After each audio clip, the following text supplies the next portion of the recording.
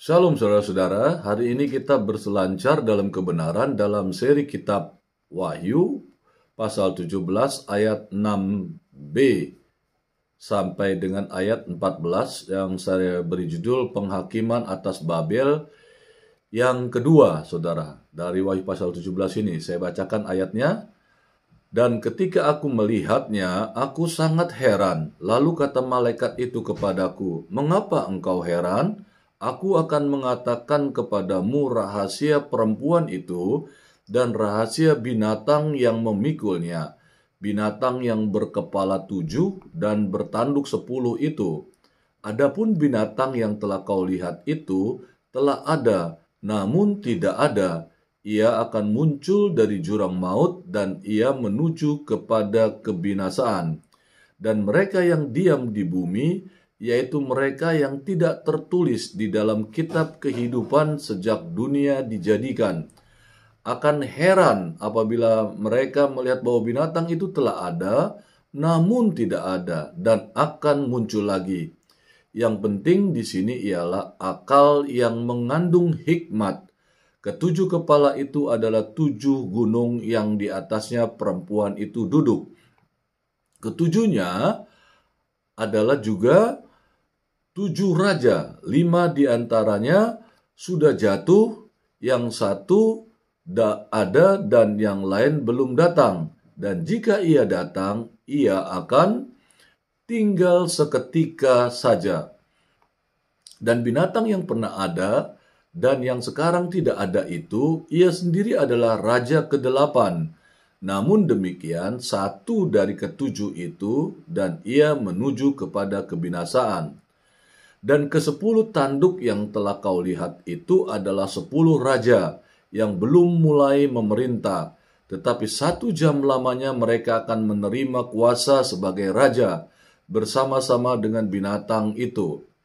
Mereka seia sekata, kekuatan dan kekuasaan mereka berikan kepada binatang itu. Mereka akan berperang melawan anak domba, tetapi anak domba akan mengalahkan mereka, karena ia adalah Tuan di atas segala tuan dan Raja di atas segala raja. Mereka bersama-sama dengan dia juga akan menang, yaitu mereka yang terpanggil, yang telah dipilih, dan yang setia. Saudara, Yohanes di dalam ayat ini menjelaskan heran pada perempuan itu. Tapi malaikat bertanya mengapa dia heran. Dan dikatakan malaikat itu berjanji untuk mengungkapkan misteri perempuan itu dalam keheranan Yohanes. Dan dikatakan binatang yang membawa dia di dalam ayat 6b sampai dengan ayat 7, dikatakan binatang itu luar biasa karena rupa kebangkitannya, memesonakan orang-orang yang tidak percaya. Jadi orang-orang tidak percaya itu, saudara, terpesona oleh karena dia bangkit ya dari kematiannya. Dan dikatakan Yohanes memberikan sebuah isyarat tentang lokasi perempuan itu dan menyediakan petunjuk-petunjuk yang menggiurkan tentang 8 raja. Dia juga menguraikan sebuah fitur menarik dari binatang itu. Ia tampaknya sudah mati, namun terus kembali. 10 raja bersatu dengan binatang itu dan menyerahkan otoritas mereka kepada dia. Mereka diresapi dengan kebencian terhadap anak domba dan berperang dengan dia, tapi dia menaklukkan sebagai tuan di atas segala tuan dan raja di atas segala raja. Dari ayat yang kita baca di atas, ada sesuatu yang sulit dimengerti. Tetapi yang harus diketahui, Allah pasti akan menerangkan rahasianya kepada mereka yang dikasihinya. Seperti juga dikatakan Tuhan Yesus, barang siapa memegang perintahku dan melakukannya, dialah yang mengasihi aku, dan barang siapa mengasihi aku, ia akan dikasihi oleh Bapa-Ku, dan aku pun akan mengasihi dia, dan akan menyatakan,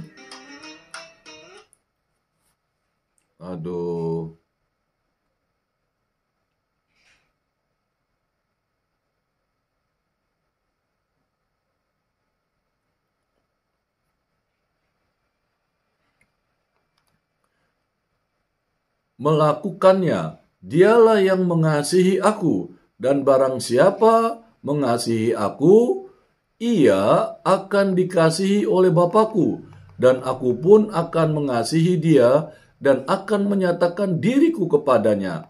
Dan ketahuilah, cara penyataan Allah adalah progresif. Semakin mengasihi atau melakukan firman-Nya, maka rahasia firman-Nya semakin dibukakan untuk saudara dan saya. Di dalam ayat 6b ayat 7 ini saya bacakan, dan ketika aku melihatnya, aku sangat heran. Lalu kata malaikat itu kepadaku, mengapa engkau heran? Aku akan mengatakan kepadamu rahasia perempuan itu dan rahasia binatang yang memikulnya. Binatang yang berkepala 7 dan bertanduk 10. Misteri Babel, saudara, itu mengarah ke bagian kedua dari pasal ini. Ya, dari bagian kedua dari pasal 17 maksudnya ya, yang sekarang ayat 6b sampai ayat yang ke-14. Di mana misteri-misteri diungkapkan kepada Yohanes. Yohanes terkejut dan mungkin takut melihat perempuan itu mabuk dengan darah orang-orang kudus. Ya jelas ada kengerian, saudara. Kalau melihat perempuan minum darah ya pasti takut lah, saudara. Kalau kita nggak takut, nggak tahu juga barangkali kita punya keberanian atau kita punya kemampuan bela diri, sehingga ketika kita melihat ada perempuan, apalagi ada naga lagi di atas naga, saya rasa saya juga kabur, saudara. Kalau ada hal itu dihadapi secara langsung ya, yang kita juga tidak siap gitu, pasti ada kegentaran, saudara. Itu manusiawi gitu ya. Nah, dikatakan Yohanes juga begitu, terkejut. Dan dikatakan dia takut melihat perempuan itu mabuk dengan darah orang-orang kudus. Dan malaikat itu bertanya kepada Yohanes, mengapa dia begitu heran? Jelas ini merupakan sebuah, ya saudara, penjelasan atau pertanyaan yang menunjukkan atau menegaskan betapa mengagetkan dan mengejutkan bagi Yohanes untuk melihat seorang perempuan seperti ini atau penyihir licik seperti ini. Bukannya seorang perempuan cantik. Nah, saudara, Yohanes mungkin penuh dengan keheranan karena sejauh ini penglihatan itu mengungkapkan bukan penghakiman terhadap perempuan itu, ya saudara, tapi kemenangannya. Nah, ini yang tambah membuat Yohanes heran. Udah lihat mukanya, sifatnya, minum darahnya, kan menakutkan, ini perempuan gak benar nih gitu ya. Tapi kok menang gitu. Nah, jadi Yohanes kebingungan gitu loh, ya dalam keterkejutannya. Maka malaikat itu memberitahu Yohanes bahwa ada suatu misteri mengenai perempuan itu. Dan saudara, kita telah melihat satu segi dari misteri itu di ayat 5. Ya, tapi di sini misteri itu tidak hanya berhubungan dengan perempuan, tapi juga dengan binatang berkepala 7 dan bertanduk 10 yang membawa dia. Pernyataan rahasia perempuan dan rahasia binatang menunjukkan bahwa ada dua sistem yang berbeda, ya, namun mereka bekerja sama, saudara. Ya, ini yang harus dimengerti. Perempuan itu duduk di atas binatang, dan yang kedua, dan binatang itu memikul si perempuan. Jadi keduanya disebut rahasia, sehingga banyak orang tertipu atau tersesat oleh kedua sistem tersebut, karena mereka tidak mengenal kebenaran firman. Itulah indahnya, saudara, kalau saudara disuruh Tuhan baca firman Tuhannya supaya saudara mendengar dia, dan dia akan memberikan rahasia-rahasia yang akan datang. Baca, nanti kita dapat, ya, karena firman Allah ini ajaib, saudara. Kalau kita membacanya, kita bisa damai, kita bisa sejahtera, melalui firman-Nya kita dikuatkan, dan Allah bisa berdaulat atas firman-Nya. Bukankah firman-Nya Tuhan sendiri berkata, setiap firman yang diperkatakan, yang ditaburkan, tidak akan kembali dengan sia-sia. Allah sendiri akan bekerja atas firman yang kita perkatakan itu, saudara. Jadi, firman itu indah kok, ya, saudara. Perlu kita membaca, dan sangat perlu. Nah, di dalam ayat 8 dikatakan begini, adapun binatang yang telah kau lihat itu telah ada, namun tidak ada. Ia akan muncul dari jurang maut, dan ia menuju kepada kebinasaan. Dan mereka yang diam di bumi, yaitu mereka yang tidak tertulis di dalam kitab kehidupan, sejak dunia dijadikan, akan heran apabila mereka melihat bahwa binatang itu telah ada, namun tidak ada, dan akan muncul lagi. Di ayat ini, saudara, kita berhadapan langsung dengan salah satu teks tersulit dalam seluruh kitab ini, saudara. Yohanes mengatakan binatang itu telah ada, tapi tidak ada. Bingung kan? Tapi akan muncul, dibangkitkan dari jurang maut. Jawabannya begitu. Cukup membingungkan. Bagaimana Yohanes mengatakan binatang itu tidak ada? 2 kali, saudara. Dalam ayat ini. Karena jika binatang itu merujuk kepada kekaisaran Romawi, ya, ketika Yohanes menulis, bagaimana bisa dia berkata, ia tidak ada? Ya, saudara. Jadi binatang yang memikul perempuan itu cirinya berkepala 7. Bertanduk 10 dengan 10 mahkota pada tanduknya. Keluar dari dalam laut. Yaitu Wahyu 13 ayat 1-2. Namun juga dia datang dari dalam jurang maut. Nah, Wahyu yang sekarang ini, Wahyu 17 ayat 8. Hal ini tentu membingungkan, ya. Namun Antikris adalah seorang manusia yang muncul dari lautan manusia. Namun bukan manusia biasa, sebab ia adalah manusia iblis. Karena iblis telah memberikan kepadanya kekuatan, taktanya, kekuasaannya yang besar. Ya, di dalam Wahyu pasal 13 ayat 2.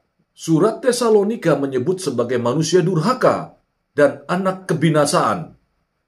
2 Tesalonika 2 ayat 3. Yang lebih rinci sebagai berikut. Binatang itu telah ada. Ya, ada sebelum zaman Yohanes, ya, zaman Roma. Dari Daniel 7 bisa dimengerti, saudara. Karena dituliskan 4 binatang besar naik dari dalam laut, dan keempat binatang itu adalah lambang 4 kerajaan dunia, ya, pada zaman sebelum Yohanes. Yaitu yang pertama merupakan seperti singa yang bersayap burung nasar. Nah, itu dilambangkan sebagai kerajaan Babylon. Yang kedua, beruang, ya, binatang beruang, saudara, ya. Itu dikatakan menggambarkan bersayap burung nasar. Nah, dia menggambarkan kerajaan Persia. Ya, saudara. Nah, yang ketiga, berbentuk macan tutul. Yang dikatakan bersayap 4. Nah, itu dilambangkan sebagai kerajaan Gerika atau Yunani. Di mana, saudara, kalau kita tahu tentang Great Alexander, dia memiliki 4 panglima yang luar biasa. Ketika dia mati muda, maka bersayap 4 ini adalah lambang dari keempat wakilnya dia, ya, panglima perangnya. Yang keempat, binatang bengis tanpa deskripsi rupa. Ya, itu dijelaskan adalah kerajaan Roma, saudara. Jadi binatang yang dahulu ada itu dapat diterka sebagai kerajaan Babylon. Mudah ayat menjawab ayat, gitu ya. Atau kerajaan Persia atau kerajaan Gerika, sebab ketiganya muncul sebelum kerajaan Roma. Namun dari keterangan kitab Daniel, saudara, dikatakan bahwa yang menerangkan tanduk kecil lambang antikristus adalah kerajaan Gerika. Jelas binatang yang dahulu ada itu tidak lain adalah penguasa Gerika yang dikuasai penghulu Gerika, saudara. Nah, orang-orang yang tinggal di bumi kagum pada binatang itu karena akan tampak seolah-olah kekuasaan binatang itu telah berakhir. Hanya untuk binatang itu, saudara, bangkit kembali. Nah, itu yang mengagetkan. Ya, dia memarodikan atau menyamakan tentang kebangkitan Kristus.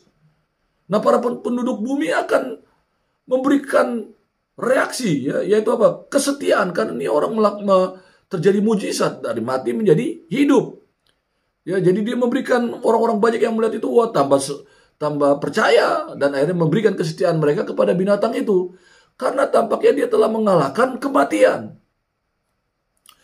Namun, ya, sekarang tidak ada, kata namun tidak ada. Di zaman Yohanes, penguasa Gerika sudah tidak ada. Grace, ya. Di dalam Daniel 10 ayat 20 dikatakan begini. Tahukah engkau mengapa aku datang kepadamu? Sebentar lagi aku akan kembali untuk berperang dengan pemimpin Persia. Dan sesudah aku selesai dengan dia, maka pemimpin orang Yunani akan datang. Dan di dalam Wahyu 29 ayat 1, kemudian kerajaan Roma yang seterusnya disebut penguasa di udara. Namun karena penjara berarti ada waktu yang ditentukannya. roh-roh jahat itu dilepaskan dengan maksud dan tujuan ilahi. Kemanakah penghulu-penghulu udara itu disingkirkan? Firman menjelaskan mereka membuangnya ke penjara roh yang disebut jurang maut atau abusos. Nah, hal ini kelak dilakukan Tuhan terhadap setan atau Lucifer pada saat kerajaan 1000 tahun berdiri. Ia akan muncul dari jurang maut dan ia menuju kepada kebinasaan. Nah, kerajaan Antikristus disebut sebagai kerajaan Gerika yang bangkit kembali dan seterusnya ia menuju kepada kebinasaan. Wahyu 17 ayat 8 dan 11. Sebab Tuhan akan datang bersama para malaikat dan orang sucinya untuk menghancurkan Antikris beserta seluruh pengikutnya dalam perang Armageddon.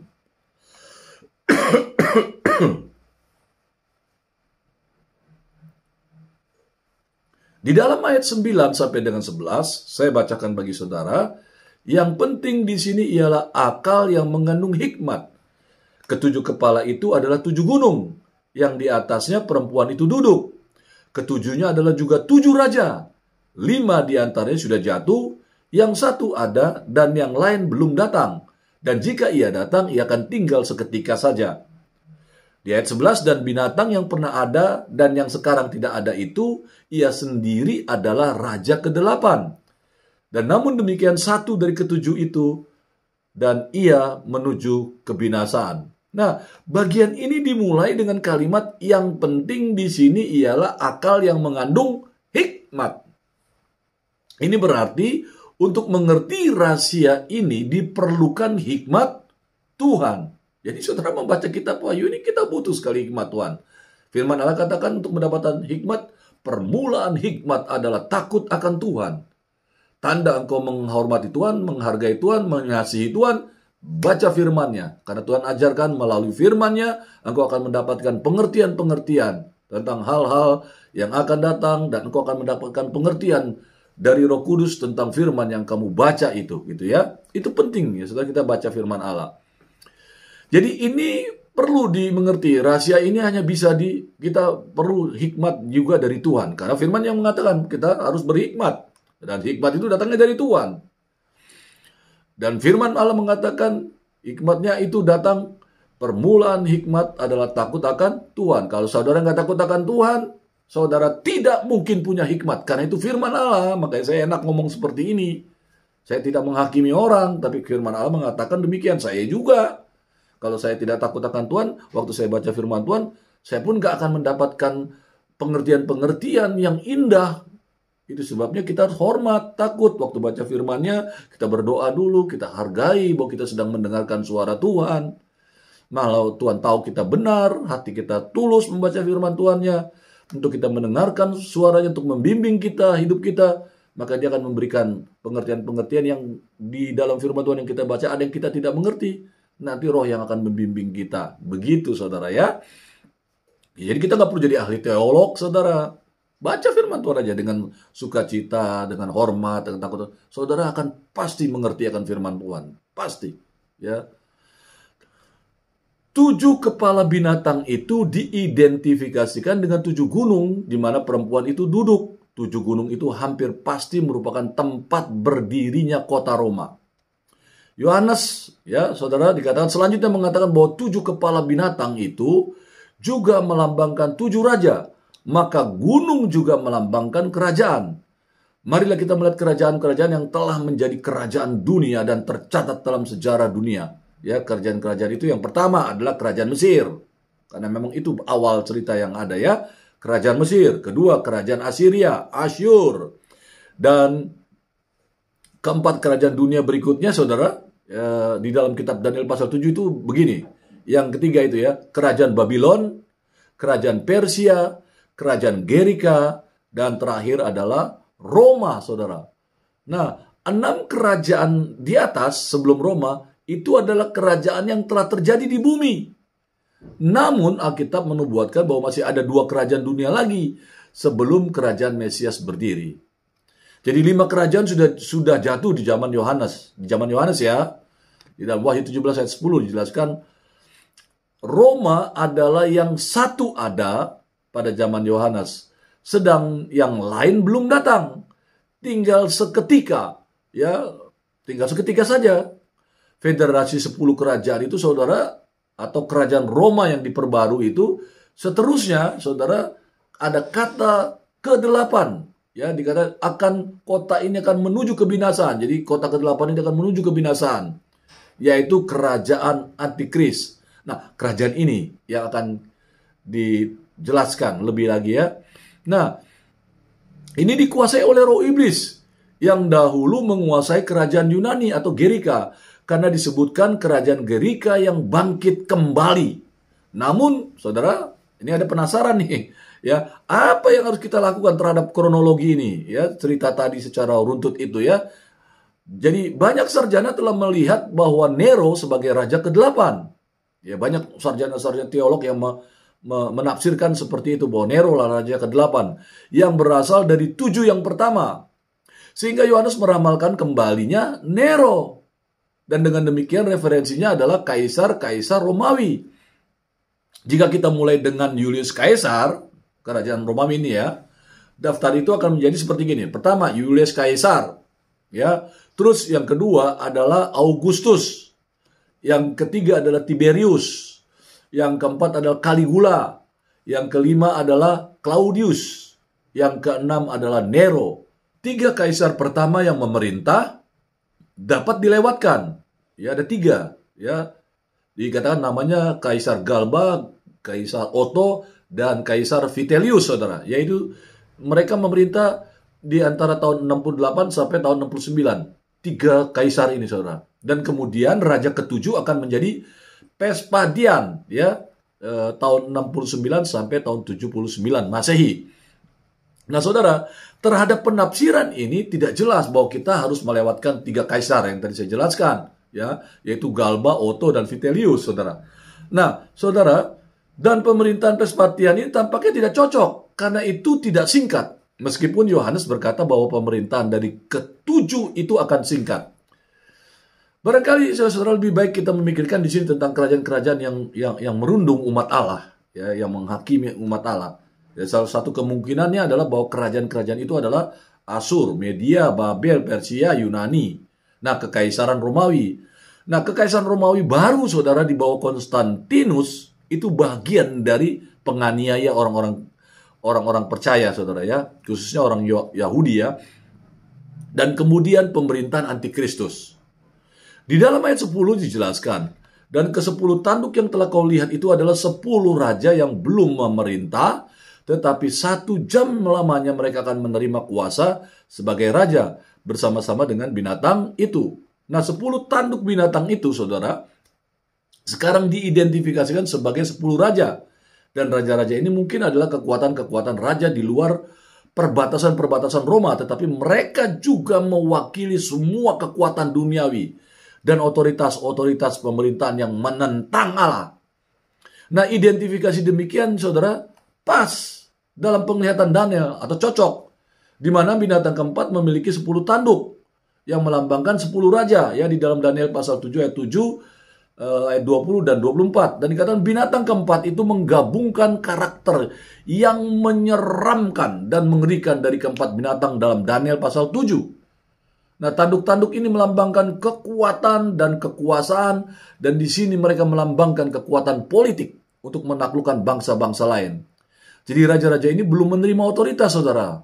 Ya, tapi mereka akan memerintah bersama dengan binatang itu untuk suatu waktu yang dibatasi sebelum akhir sejarah. Jadi dari penglihatan Daniel tentang binatang keempat yang adalah kerajaan Roma, diberi, saudara, keterangan demikian. Ya, ini yang harus dimengerti. Maka demikianlah katanya, binatang yang keempat itu ialah kerajaan yang keempat yang akan ada di bumi, yang akan berbeda dengan segala kerajaan, dan akan menelan seluruh bumi, menginjak-injaknya, dan meremukannya. Ke-10 tanduk itu ialah ke-10 raja, ya, raja-raja yang muncul dari kerajaan itu. Jadi sesudah mereka akan muncul seorang raja, dia berbeda dengan raja-raja yang dahulu dan akan merendahkan 3 raja, ya, seperti di Daniel 7 ayat 23-24. Nah, 10 tanduk dari binatang keempat adalah 10 kerajaan yang akan terbit dari kerajaan Roma lama dan menjadi kerajaan dunia ketujuh yang kita sebut sebagai kerajaan Roma yang diperbaharui. Pemerintahan kerajaan ketujuh itu atau ini dinubuatkan hanya berlangsung 1 jam. Di dalam Wahyu pasal 17 ayat 12.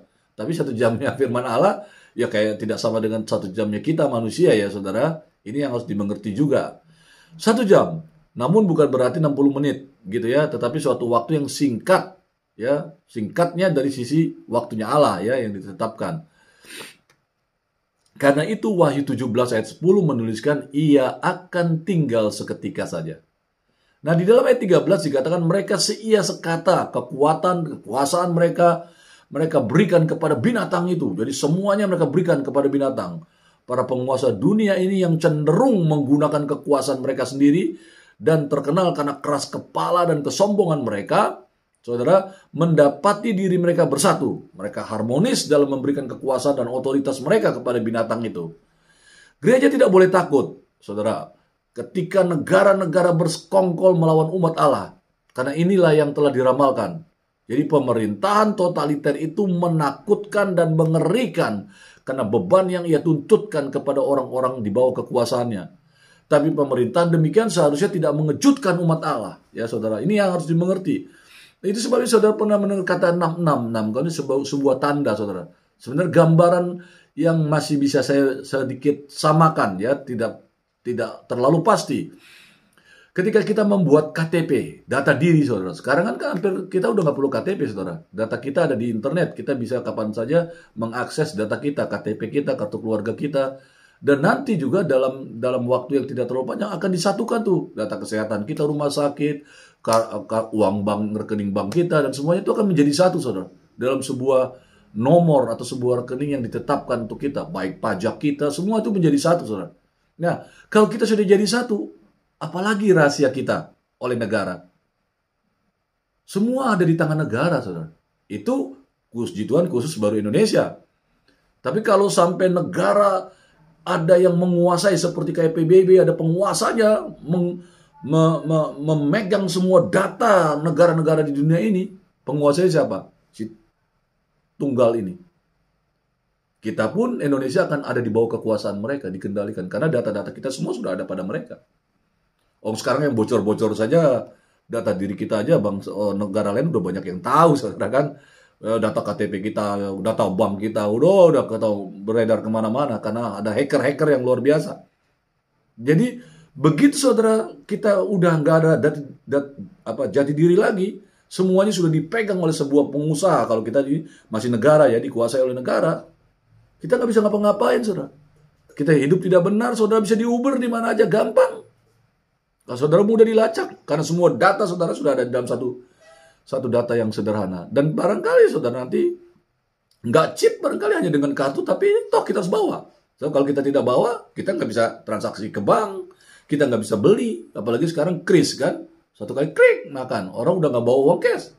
Mau tidak mau kita bawa HP. Dan semua ada di HP kita, semua ada data kita.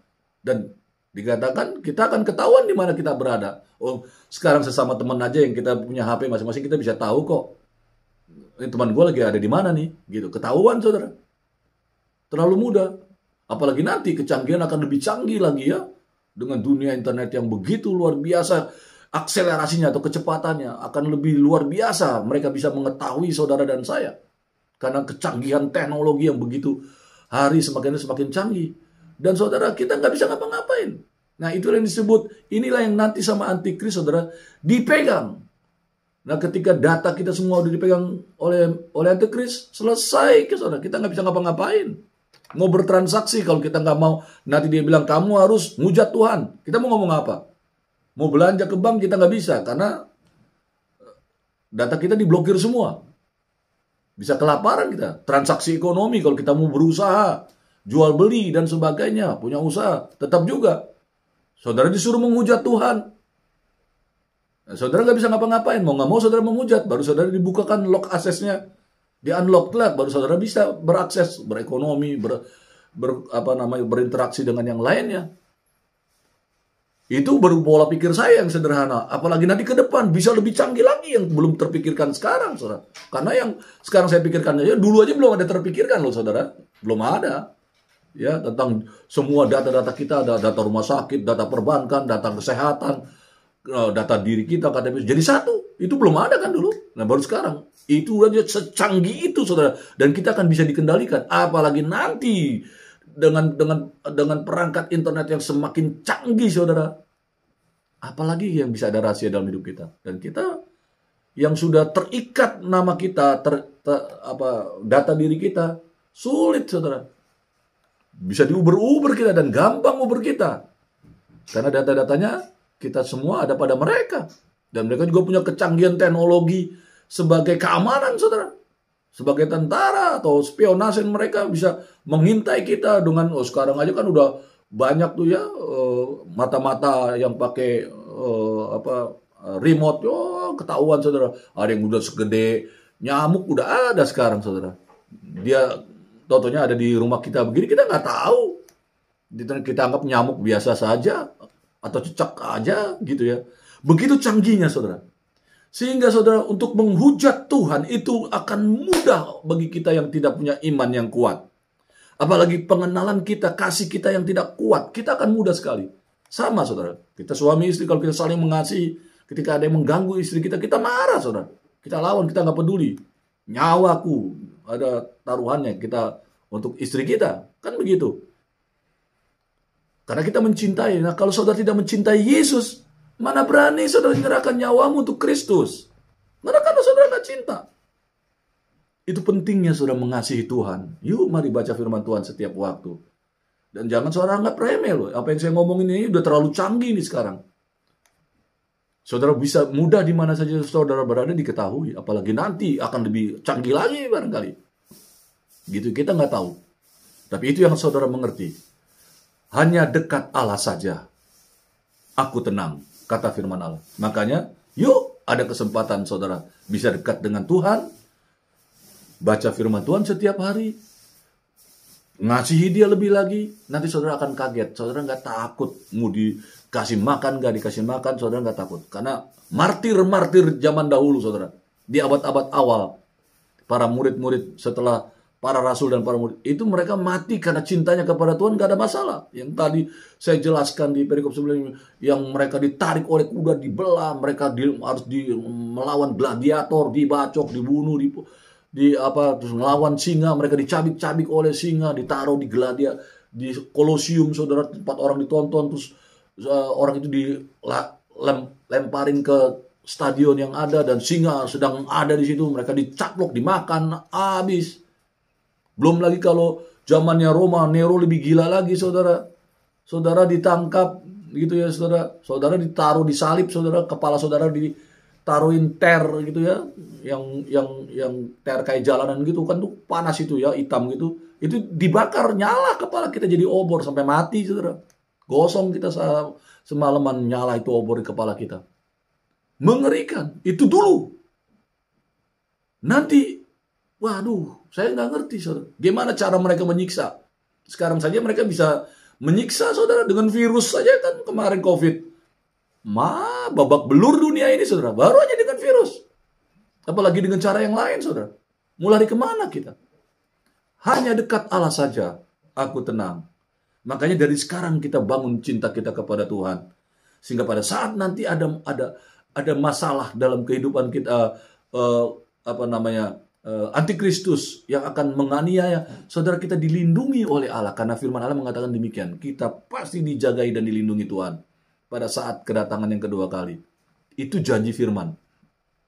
Terakhir ayat 14. Mereka akan berperang melawan anak domba, tetapi anak domba akan mengalahkan mereka. Ini firman Allah katakan demikian. Karena ia adalah Tuhan di atas segala Tuhan dan Raja di atas segala Raja. Mereka bersama-sama dengan dia juga akan menang.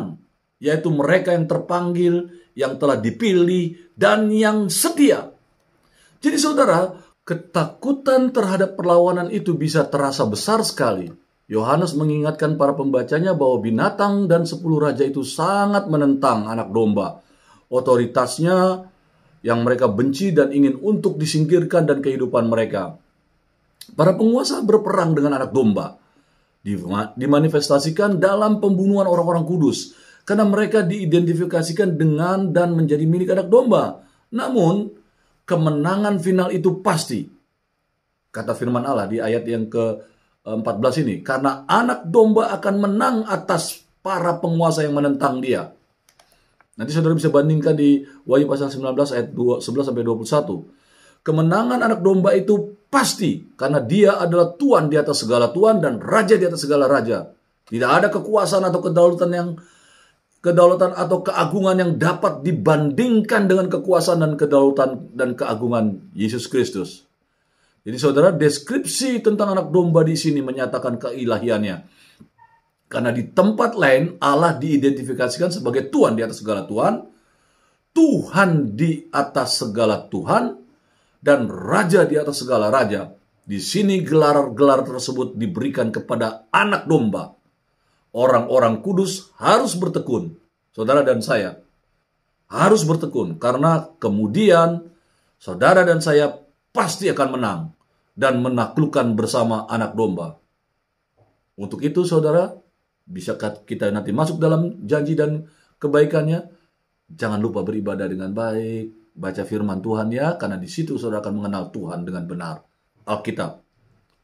Pengajar-pengajar saudara akan bisa nilai kalau saudara mengerti Alkitab. Sebabnya baca Alkitab supaya kita jangan disesatkan oleh pengajar-pengajar akhir zaman. Ya saudara, berselancar dalam kebenaran. Amin.